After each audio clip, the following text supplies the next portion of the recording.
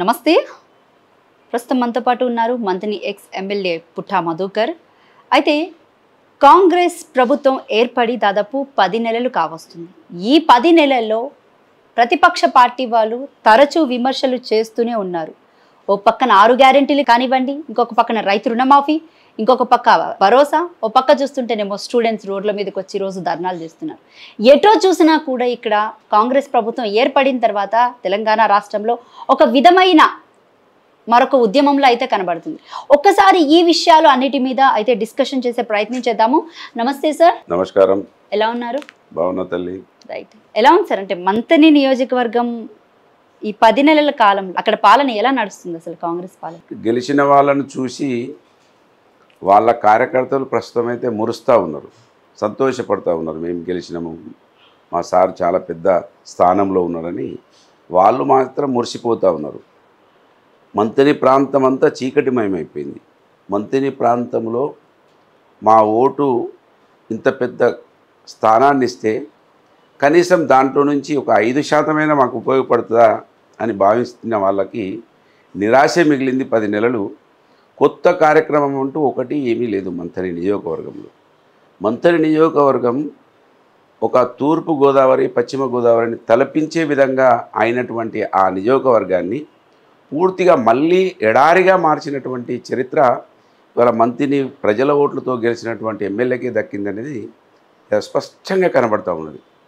ప్రపంచవ్యాప్తంగా కీర్తిగాంచినటువంటి కాళేశ్వరం ప్రాజెక్టును చిన్న సమస్యను చూపించి దాన్ని పూర్తిగా ఎడారిగా చూపించి దాని మీద పూర్తిగా బతకాలని, దాని మీద 5 సంవత్సరాలు గడపాలని, అది మంత్రి నియోజకవర్గం నుంచే మా ప్రజల ఓట్లతో గెలిచిన ఎమ్మెల్యే ద్వారానే దాన్ని ఇక్కడ ముఖ్యమంత్రి గారు కూడా ఉపయోగించుకొని దాన్ని చీకటిమయం చేస్తూ దాన్ని ఎడారిగా మార్చి కాళేశ్వరం ప్రాజెక్టు ఉన్నప్పుడు ఏ విధంగా ఉండే కాళేశ్వరం ప్రాజెక్టు ఇవాళ నీళ్లు నింపకుండా గేట్లనెత్తి ఉంచడం ద్వారా ఏం జరిగిందో ప్రజలకు, ఆ రైతులకైతే స్పష్టంగా అర్థమైపోయింది. కాళేశ్వరం ప్రాజెక్టు కాగానే 800 ఫీట్ల లోపల ఉన్న నీళ్లు దాదాపు 300-400 పైకి వచ్చినాయి. మళ్ళీ వాళ్ళ యథాస్థితికి వెళ్ళిపోయినాయి. కనుక 10 నెలలు నిరాశ మిగిలింది.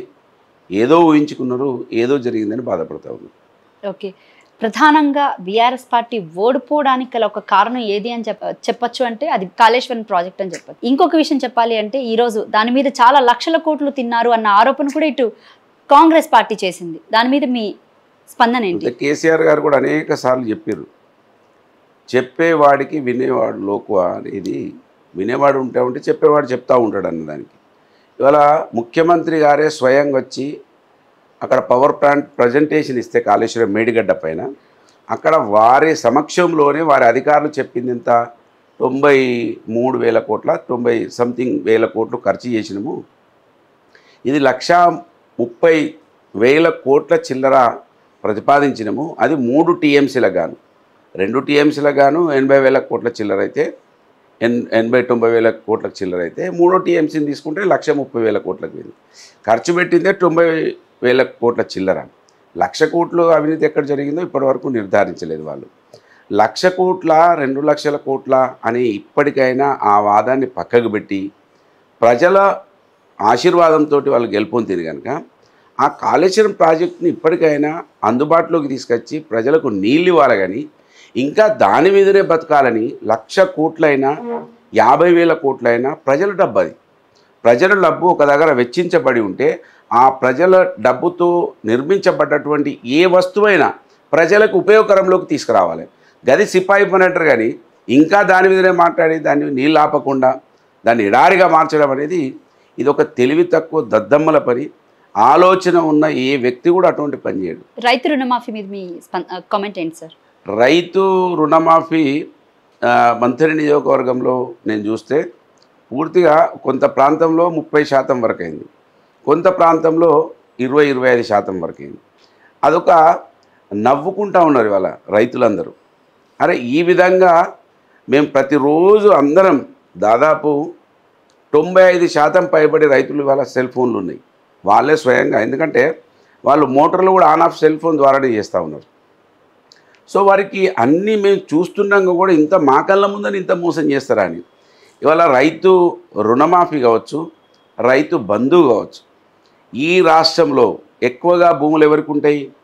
ఈ రాష్ట్రంలో ఎక్కువ సంఖ్యలో ఉన్నటువంటి కులం మున్నూరు కాపు కులం, రెడ్డి కులం. ఈ రెడ్డి మున్నూరు కాపు కులాలను పూర్తిగా మోసం చేసింది ఇవాళ కాంగ్రెస్ పార్టీ. ఎందుకంటే రైతు ఆధారితమైనటువంటి కులాలు ఏంటి అంటే ఈ కులాలే ఉంటాయి ఎక్కువగా, వ్యవసాయ ఆధారిత కులాలు. సో వీళ్ళను నట్టేట ముంచింది వాళ్ళ రేవంత్ రెడ్డి గారి సామాజిక వర్గం అయితే వాళ్ళు బోబోని మొత్తుకుంటా ఉన్నారు.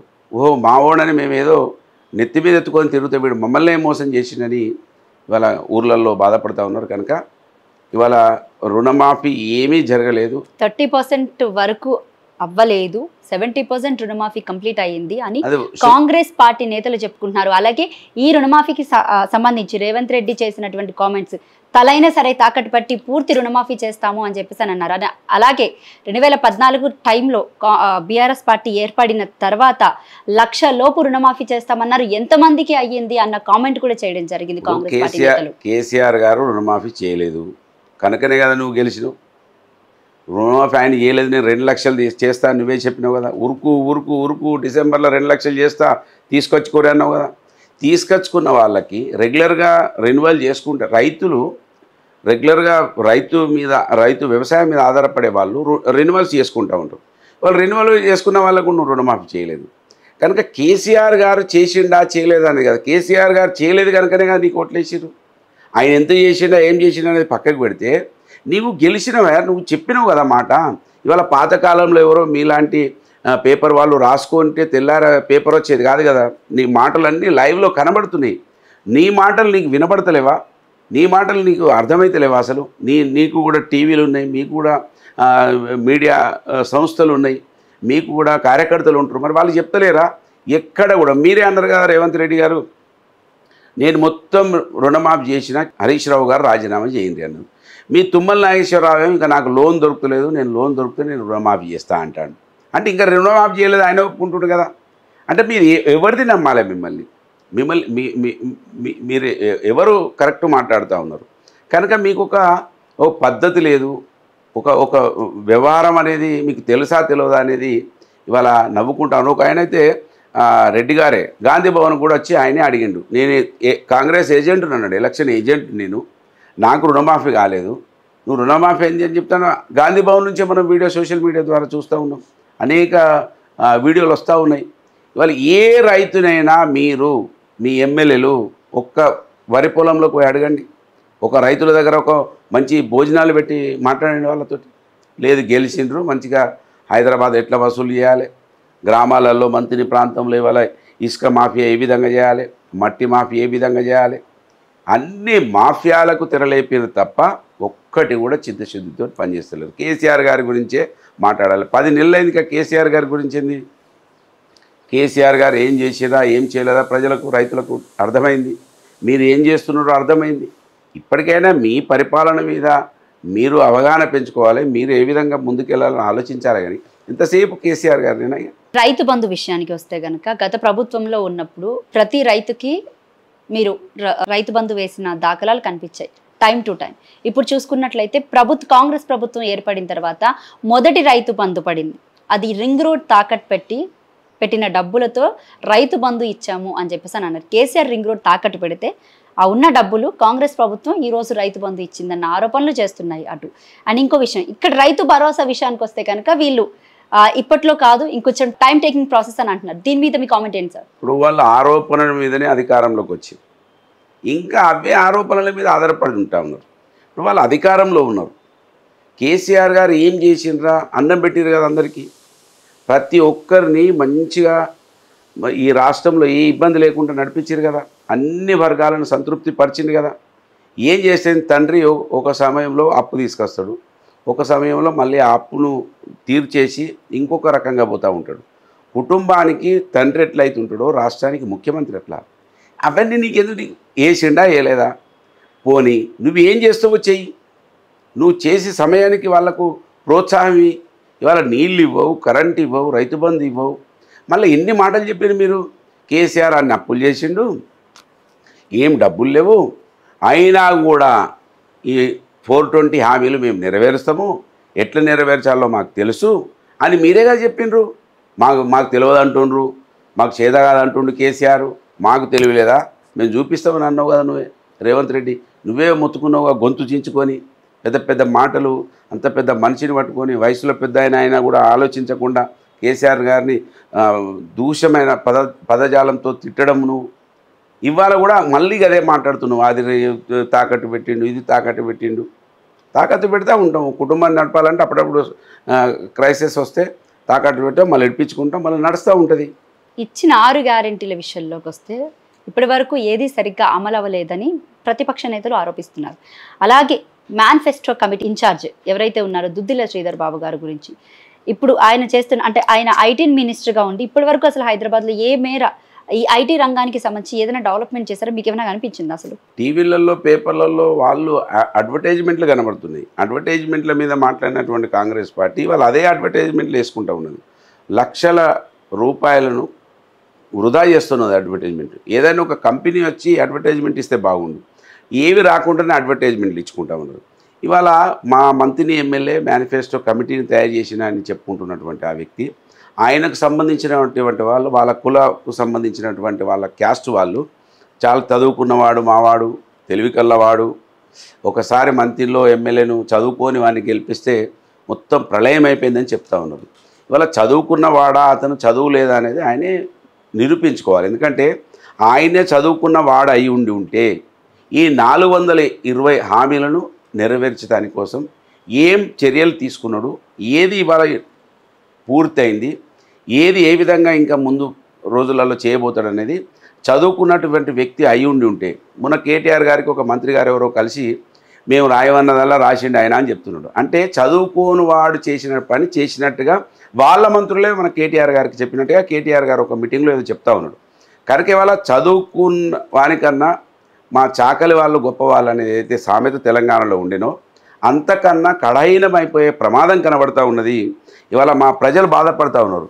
మేము ఓటేసినటువంటి నాయకుడు ఇంత ఆలోచన లేకుండా ఉన్నాడు, ఆ చదువు దేనికి అక్కడికి వస్తూ ఉన్నదని ఇవాళ మంత్రిలో భావిస్తూ ఉన్నారు. కనుక ఆ మేనిఫెస్టో తయారు చేసింది ఒకవేళ చదువుకున్న వాడిగా నువ్వే అయి ఉంటే దాంట్లో ఇప్పటివరకు ఏమేమి పూర్తి చేసినావు, ఏమి ఇంకా ముందు భవిష్యత్తులో చేయబోతున్నావు.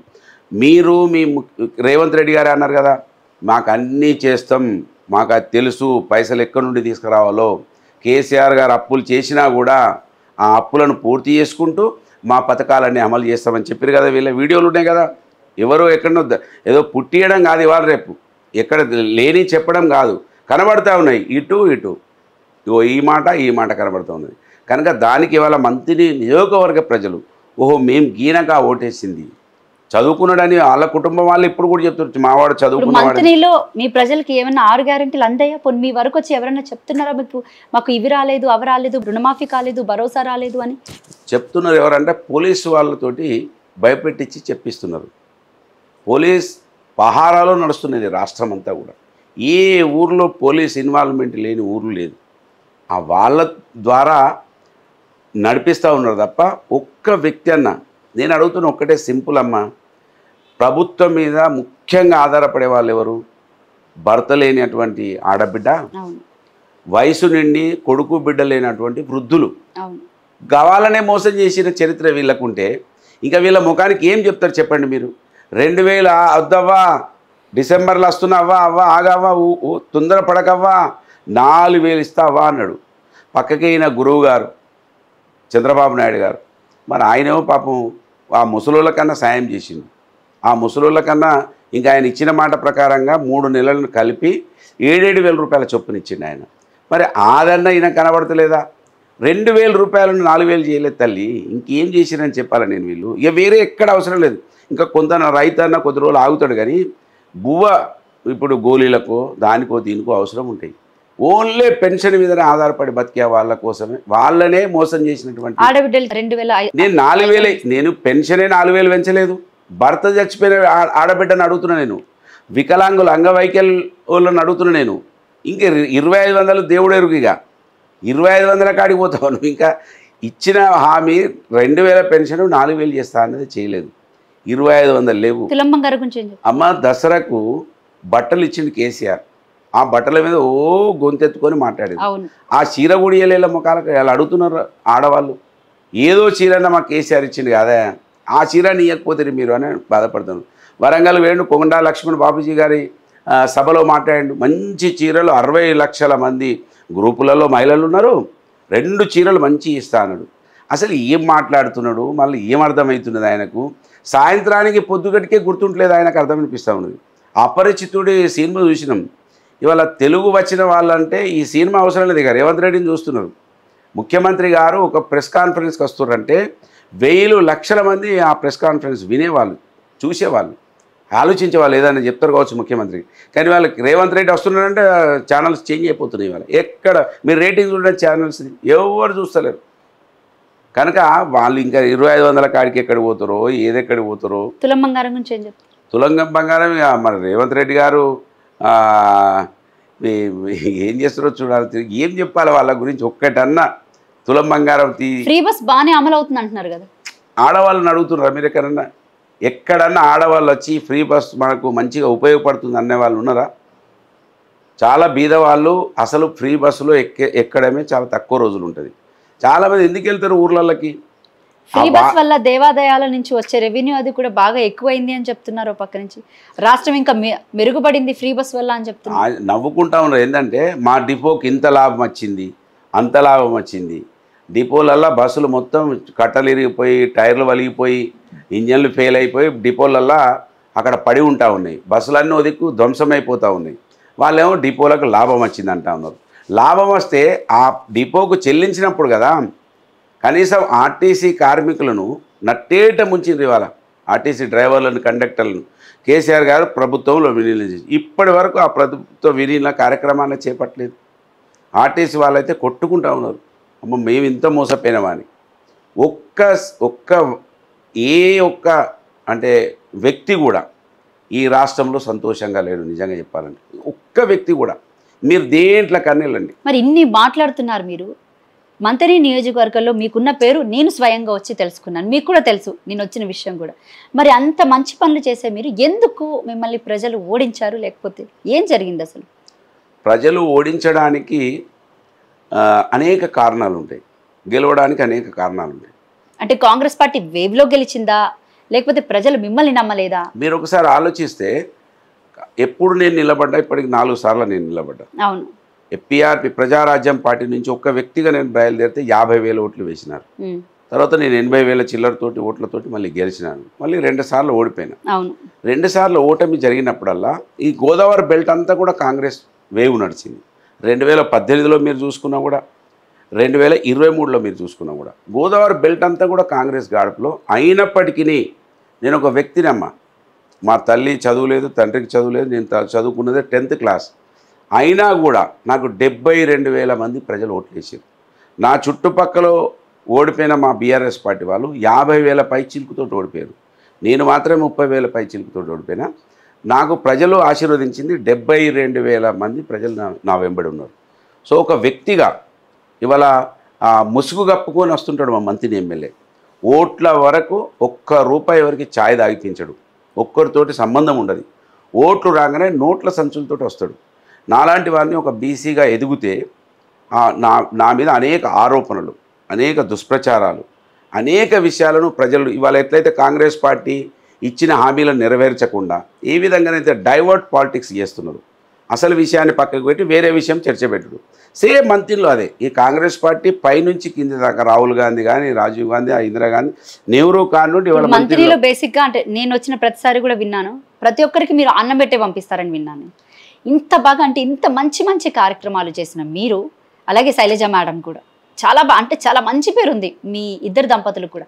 అంత మంచి పేరు పెట్టుకున్నప్పుడు అంటే ప్రజలు అంత ఈజీగా ఎలా తీసుకున్నారు అనేది నాకు ఇంకా అర్థం కావట్లేదు. అదే కదా, మోసం చేసే వాళ్ళనే ఇప్పుడు కూడా నమ్మేటువంటి పరిస్థితులు కనబడుతున్నాయి. రేవంత్ రెడ్డి అయితే వాళ్ళు మోసపోవడానికి సిద్ధంగా ఉన్నాగా మేము మోసపుచ్చామని ఆయన వీడియోలు కూడా మనం విన్నాం. వాళ్ళ మా మంత్రి ఎమ్మెల్యే అయితే ఎట్లుంటాడంటే టైంకి వస్తాడు, నోట్ల సంచులు పట్టుకొస్తాడు. అప్పటి వరకు చాలా అమాయకంగా, చాలా అంటే అబ్బా ఇంత మంచివాడు అనే విధంగా అన్పార్లమెంటరీ మాటలు ఉండేయని ఎక్కడి నుంచి ఒత్తిడి చేయాలో అక్కడి నుంచి చేస్తూ ఉంటాడు. నేను అందుకే అనేక ఇంటర్వ్యూలలో చెప్పిన ఐస్ గడ్డతోటి చంపేటువంటి వ్యక్తిత్వం ఉన్నటువంటి వ్యక్తి. ఎక్కడ కూడా మీకు అరే తురే అని కూడా మాట్లాడు. దాన్ని చూసే బయట అందరూ కూడా అరే చాలా మంచివాడు అనుకుంటూ ఉంటాడు. మంచితనం ఎక్కడ ఉండాలంటే అమ్మ మాటలో కాదు, చేతలలో ఉండాలి, కడుపు నింపడంలో ఉండాలి. మంత్రి నియోజకవర్గం కాంగ్రెస్ నియోజకవర్గం నిజంగా చెప్పాలంటే పివి నరసింహరావు, శ్రీపాదరావు ఇప్పుడు ఉన్నటువంటి ఎమ్మెల్యే వరకు కాంగ్రెస్ నియోజకవర్గంలో కనీసం ఒక 10 మందికి కూడా వీళ్ళు ఎక్కడన్నా ఉద్యోగ అవకాశాలు పెట్టించినటువంటి సందర్భం లేదు. ఒక ఫ్యాక్టరీకి పెట్టించినటువంటి సందర్భం లేదు. ఒక ప్రాజెక్టు కట్టించినటువంటి సందర్భం లేదు. అయినా కూడా వాళ్ళకు ఓట్లు వేస్తూ ఉన్నారంటే వీళ్ళ మాయ మాటలకు తలగుతూ ఉన్నారు. ఆయనతో ఇప్పటి వరకు ఇంత ఓడిపోయినప్పటికీ ప్రజల లోపల ఉన్నటువంటి ఏకైక వ్యక్తిని 30 సంవత్సరాల పైచిలుకు ప్రజా జీవితంలో ప్రత్యక్షంగా ప్రజల మధ్యలోనే ఇప్పటి కూడా ఉన్నాను, ఇవాళ కూడా నన్ను ఆదరిస్తూ ఉన్నారు, దీవిస్తూ ఉన్నారు. కనుక అక్కడ మాయమాటలకు తలగిపోతూ ఉన్నారు. వాళ్ళు ఉన్న ఎమ్మెల్యే వాళ్ళ కుటుంబం నోట్ల సంచులు తీసుకొచ్చి గెలుస్తూ ఉన్నారు. ఆ నోట్ల సంచులకు ఎప్పుడైతే చరమగీతం పాడే రోజులు వస్తాయో అప్పుడు నేను ఖచ్చితంగా గెలుస్తాను. ఇదే పుట్టమధు ఒకప్పుడు దుద్దిల్ల బాబు అనుచరుడు అని నేను విన్నాను. అది ఎంతవరకు వాస్తవం? నేను అనుచరుని కాదు, ఆయనను ప్రత్యక్ష రాజకీయాలలోకి తీసుకొచ్చింది నేను. వాళ్ళ తండ్రి మరణాంతరం అక్కడ 2-3 ఇంకా వేరే పెద్దవాళ్ళు ఆ రోజులలో సెకండ్ క్యాడర్ వాళ్ళు ఎమ్మెల్యే స్థాయిలో శ్రీధర్ బాబు ఏం చేయాలన్నా కూడా పుట్టమధు దగ్గరుండి చేయిస్తాడు అన్న మాట కూడా వినిపించింది. గెలిచే వరకు అట్లే ఉంటారు, గెలిచిన తర్వాత ఉండడం సాధ్యం కాదు కదా. అంటే మీ ఇద్దరు అంత క్లోజ్ గా ఉన్న వాళ్ళు 2014లో మీరెందుకు? వాళ్ళ నాన్న చనిపోయిన తర్వాత ఆయన రాజకీయాలలోకి నేనే తీసుకొచ్చిన. అక్కడ ఒక 2-3 వేరే వాళ్ళు ఎమ్మెల్యే స్థాయిలో ఉండేవాళ్ళు, వాళ్ళు టికెట్ అడుగుతూ ఉంటే మీరు కాదు వాళ్ళ తండ్రి ఇక్కడ మన దగ్గర చనిపోయిండు, సో వాళ్ళ తండ్రి చనిపోయినటువంటి కుటుంబం నుంచే మనం తీసుకురావాలని నేను రాజకీయాలలో ప్రత్యక్షంగా తీసుకొచ్చానంటే మీరు ఆశ్చర్యపోతారు. ఏలు పట్టుకొని నడిపించిన నేను. ఏదైతే ఇవాళ మీరు బాబు అంటున్నారో ఆ బాబు నామకరణం చేసింది కూడా నేనే. కరీంనగర్ గీతా భవన్ హోటల్లో వాళ్ళ బ్రాహ్మణుల కుల సమావేశంలో ఆయనకు ఆ బాబు అనే నామకరణం చేసింది కూడా నేనే. పొన్నం ప్రభాకర్ వాళ్ళ అన్నయ్య ఉంటాడు, ఆయనకు ప్రింటింగ్ ప్రెస్ ఉండేది రవిచంద్రకు.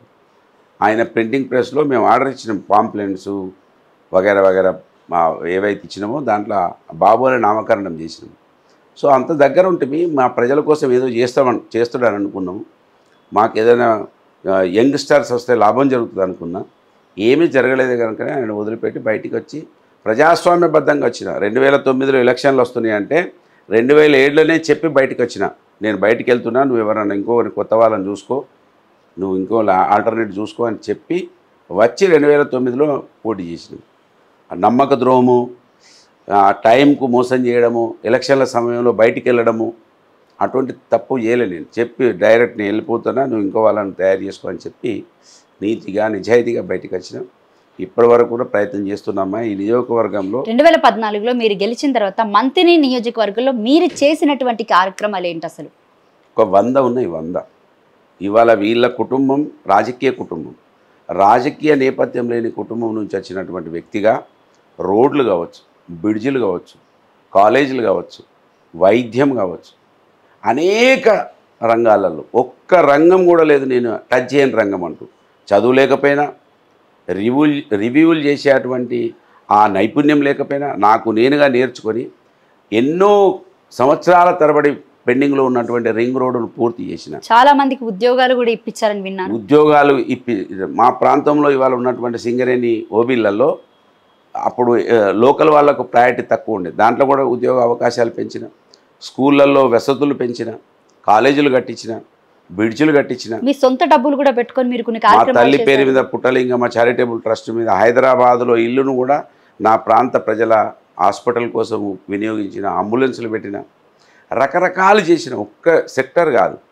ఒక దురదృష్టం ఏంటంటే కాళేశ్వరం ప్రాజెక్టు అక్కడ రావడము, ఆ కాళేశ్వరం ప్రాజెక్టు కడుతున్నటువంటి క్రమంలో ఆ ఇసుకను తరలించేందుకోసం టెండర్స్ పిలవడం ప్రభుత్వము. ఆ ఇసుక అంతా నాదే అని, చిన్న యాక్సిడెంట్లు ఎవరికైనా దెబ్బ తాకినా కూడా ఆ లారీలన్నీ నావే అని, రకరకాల ఈ దుష్ప్రచారాన్ని, నా సేవను మొత్తం కనబడకుండా ఈ దుష్ప్రచారం కనబడేటట్టు తెలివిగా ఇప్పుడు హైదరాబాదులో ఇవాళ మీరు ఎక్కడన్నా అడగండి, మంత్రి ఎమ్మెల్యే గురించి చెప్తే ఆయన మంచివాడు, ఆయన చదువుకున్నాడు అంటారు. అవును. నన్ను అన్నవారికి రాక్షసుడే అంటారు. రాక్షసునిగా నేను చేసింది ఏం లేదు, ఆయన మంచోడుగా సాయం చేసింది ఏం లేదు. కానీ ఒక అర్ధరహితమైన చర్చ వామన జరుగుతూ ఉంటుంది. దంపతుల హత్య కేసు కూడా మీ ఓటమికి ఒక కారణం అని అనుకోవచ్చా? కాదమ్మా, అది అంటే నేను విన్న దాని ప్రకారం వామన్ అనేటోడు ఇదే కేసు గురించి నేను మంత్రిలో ఎంక్వైరీ చేస్తే కూడా వామన్ అంటే వాళ్ళ వ్యక్తిత్వము, వాళ్ళ హిస్టరీ మంత్రిని ప్రజలందరూ కూడా తెలుసు. అది ఇక్కడ వాడుకుంటారు హైదరాబాద్లో. కానీ వాళ్ళ హత్యకు మనకి ఇలాంటి సంబంధం లేదు, అది మంత్రిని ప్రజలందరికీ కూడా తెలుసు. దాని గురించి పెద్ద బొట్టుసిని చంపేశారు, అందుకే వామన దంపతుల్ని హత్య చేయించారు అని అంటే అప్పుడు ప్రతిపక్షం వాళ్ళు చేసినటువంటి ఆరోపణలు ఇవి. వాళ్ళు ఏదైనా చేస్తారు, ఇప్పుడు కూడా అదే ఆరోపణలు, దాని మీదనే బతకాలని చూస్తున్నారు. సరే, ఇప్పుడు ఉన్నట్టు చెప్పండి సార్, వామన దంపతుల కేసులో అసలు మీ ప్రమేయం లేదా? ఉండదు కూడా, అవసరం కూడా లేదు. నేను ఎమ్మెల్యే ఎక్కడ, వాడు ఒక రోగు ఎక్కడ. నాకు ఎవరైనా నా సమకాలీకులు ఉంటే ఆ ఆరోపణ వచ్చినా కూడా అర్థం ఉంటుంది. వాడు ఒక చాలా రోగ్ వ్యక్తి, వాళ్ళకు మాకేం అవసరం ఉంటుంది. Right sir. అయితే ఈ హైడ్రా విషయానికి వద్దాము. మొన్నటిదాకా హైదరాబాద్లోనే ఉంది, ఇప్పుడు అది మెల్లగా తెలంగాణ రాష్ట్రం వ్యాపించేలాగా చేస్తున్నారు. సో ఏం చెప్తారు? అంటే అక్రమ కట్టడాలని ఎక్కువగా కూల్చేస్తున్నామని చెప్తున్నారు, చెరువుల్ని పరిరక్షిస్తామని అంటున్నారు.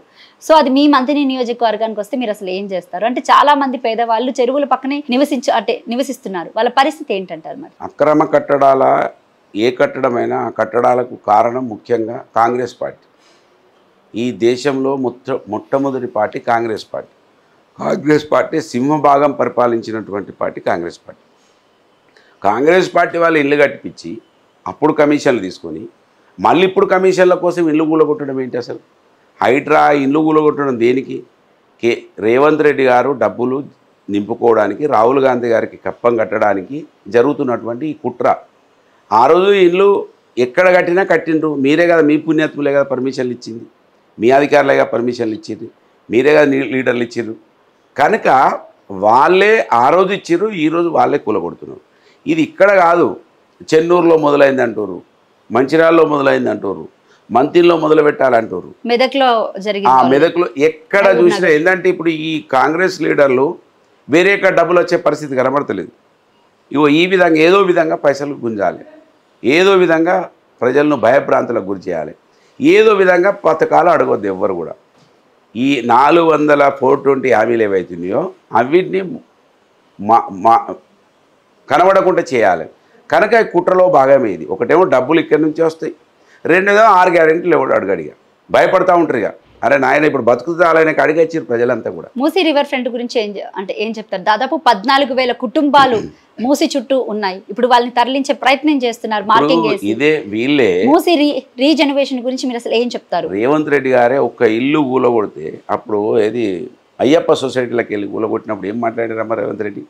ఆయనకి వినబడతలేవా? ఆ వీడియోలు కనబడతలేవా? అసలు పెద్ద మాట్లాడినావు కదా. ఒక్క ఇల్లు తీసేయాలన్నా కూడా ఆ ఇల్లు ఎంతో పవిత్రంగా దేవాలయంగా భావిస్తారు ఒక కుటుంబం.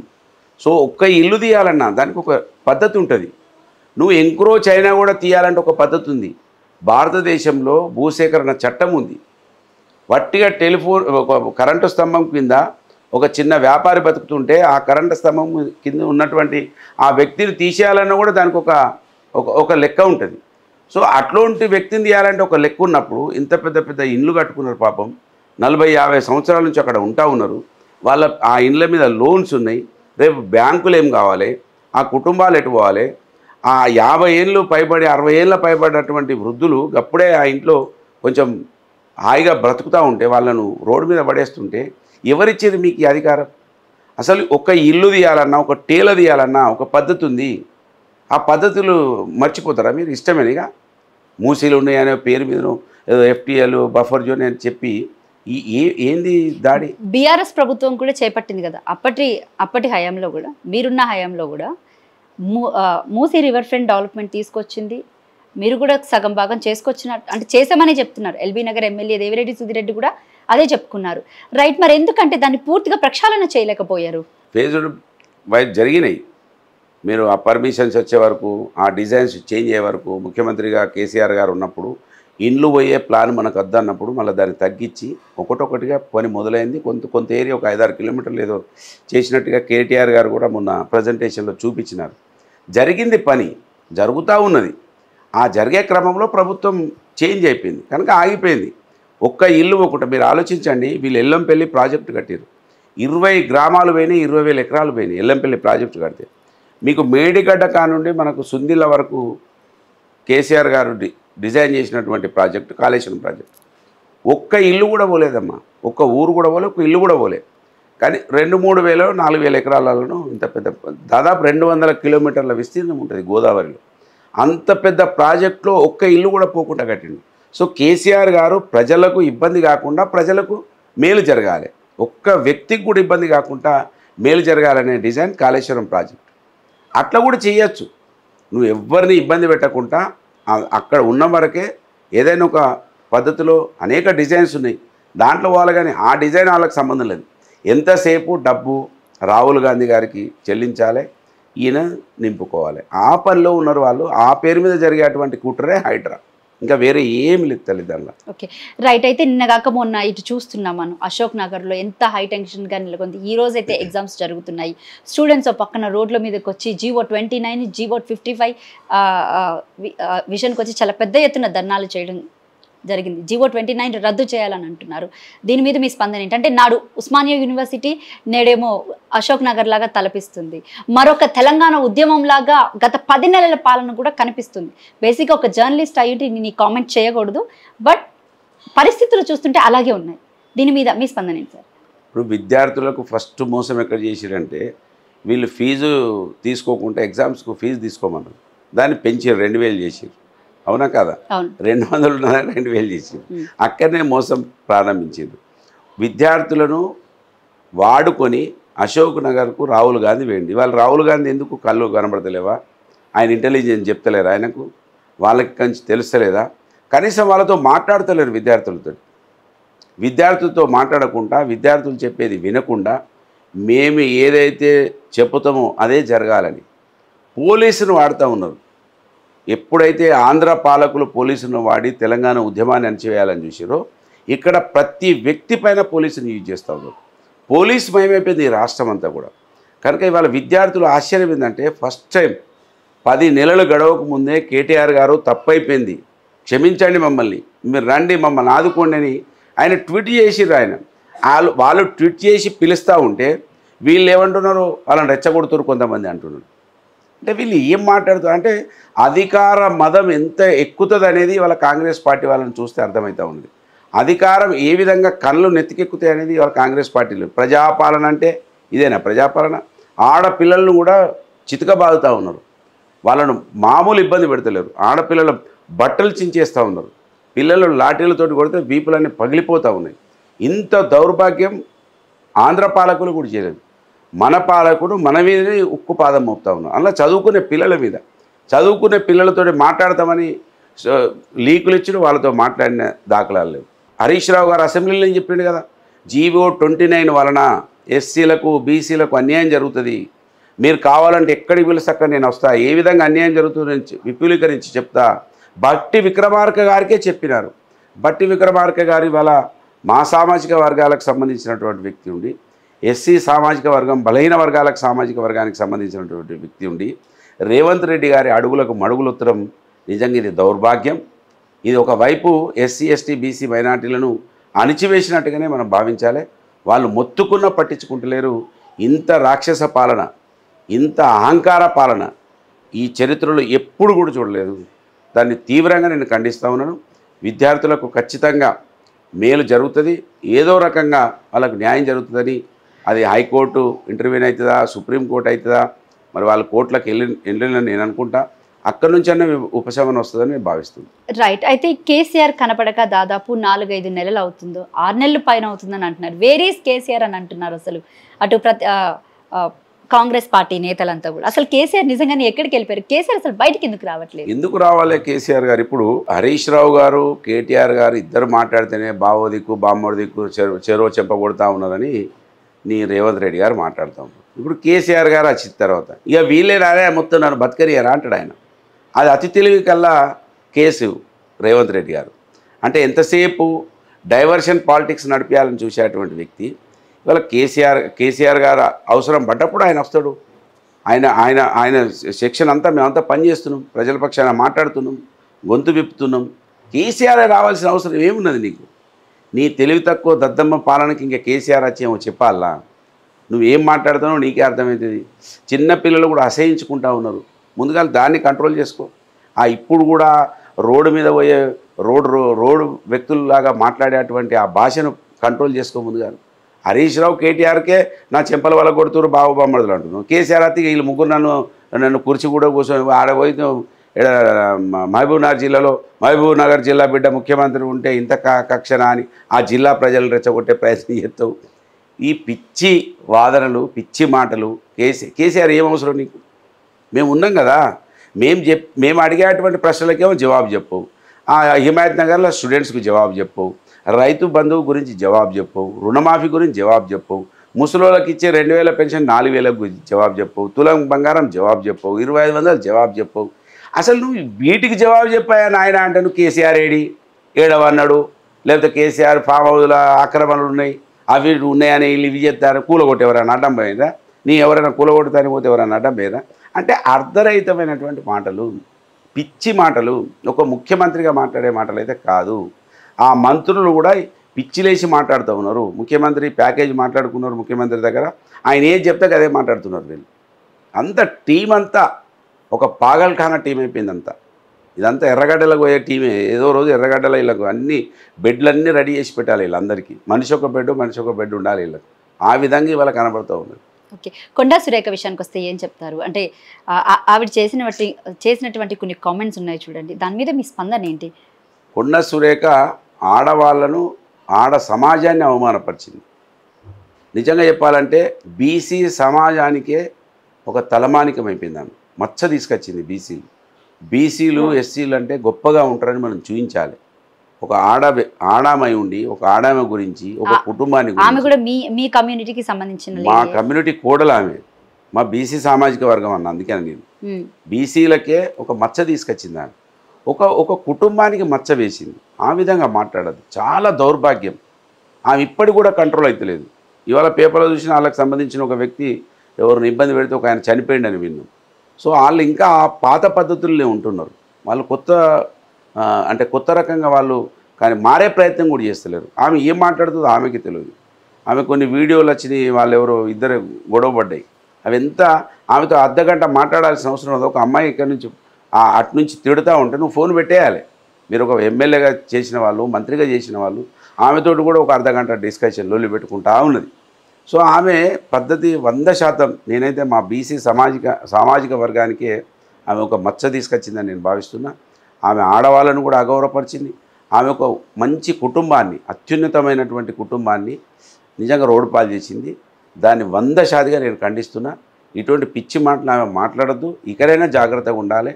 ఆ పదవికి గౌరవం తీసుకురావాలని నేను డిమాండ్ చేస్తున్నాను. బండి సంజయ్ చేసినటువంటి కామెంట్స్కి మీరు ఏం చెప్తారు? బీఆర్ఎస్ పార్టీ, బీజేపీ పార్టీ త్వరలో పొత్తు పెట్టుకోబోతుందని కాంగ్రెస్ పార్టీ నేతలు ఆరోపిస్తున్నారు. బండి సంజయ్ గారు ఈ పక్క చూస్తుంటే Congress party, BRS party ఒకటేని Bandi Sanjay గారు అంటున్నారు. బండి సంజయ్ గారు కరీంనగర్ బిడ్డ, కరీంనగర్ రాజకీయ చైతన్యం ఉన్నటువంటి గడ్డ.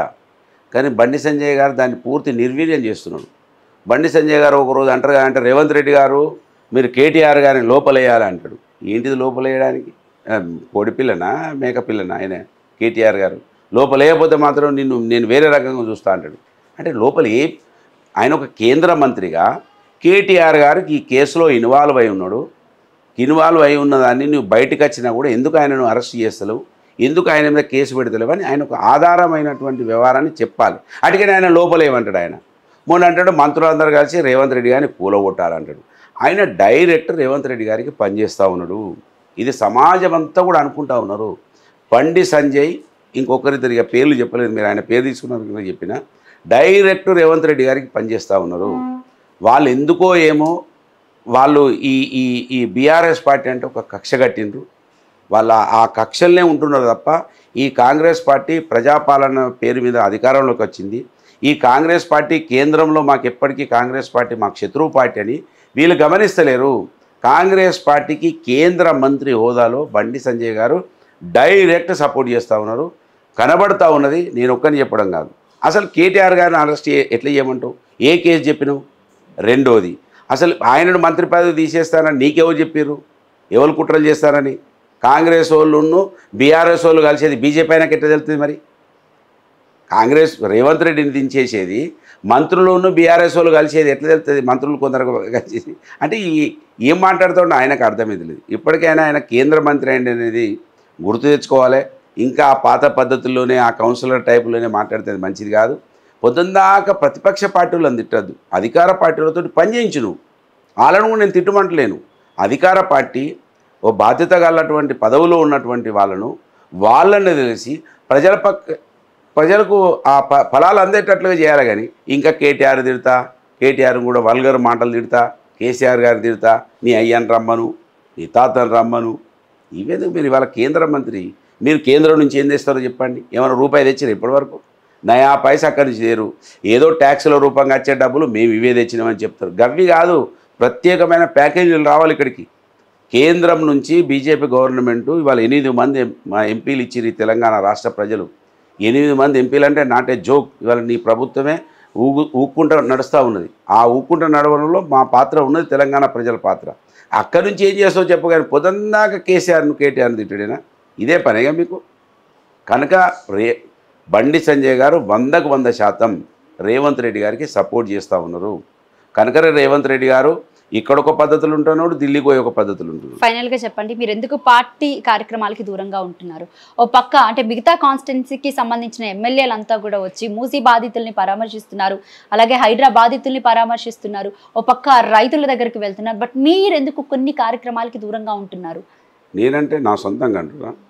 అవును, అంటే కళ్ళు లేని కబోదులు అనేటి వాళ్ళు కొంతమంది ఉంటారు. మీరు మీ టీవీలకు పేపర్లకు మీరు అనుకున్నదే అంటే ప్రతి ఒక్క ఎమ్మెల్యే కనబడుతున్నారు కానీ మీరు ఎందుకు కనిపించట్లేదు? ఎన్ని వీడియోలు చూపించాలి? నేను నా ధర్నాలు ఉన్నాయి, రాస్తారోకోలు ఉన్నాయి, ప్రతిరోజు నేను కాన్స్టిట్యున్సీలో మందలింపులకు పోతున్నా. నేను కాన్స్టిట్యున్సీలో ఉంటాను. ఇప్పుడు నా భార్య మంత్రిలోనే ఉన్నది. అంతేగాని ఇప్పుడు నేను మొన్న సాయంత్రం ఇక్కడికి వచ్చిన. మొన్న సాయంత్రం కేటీఆర్ గారు అనౌన్స్ చేశారు. నిన్నటి ధర్నాలలో నేను లేను. అయినంత మాత్రం నేను లేనంటే ఎట్లా? సో అట్లా నేను నా పార్టీ యాక్టివిటీస్ నా కంటిన్యూగా నడుస్తుంటాయి మంత్రులు. ఇప్పుడు నా భార్య మంత్రిలో ఉంది. సో నేను హైదరాబాద్కి ఏదైనా పనులుంటే వచ్చిపోతూ ఉంటాను. Right, thank you sir, thank you so much. నమస్కారం.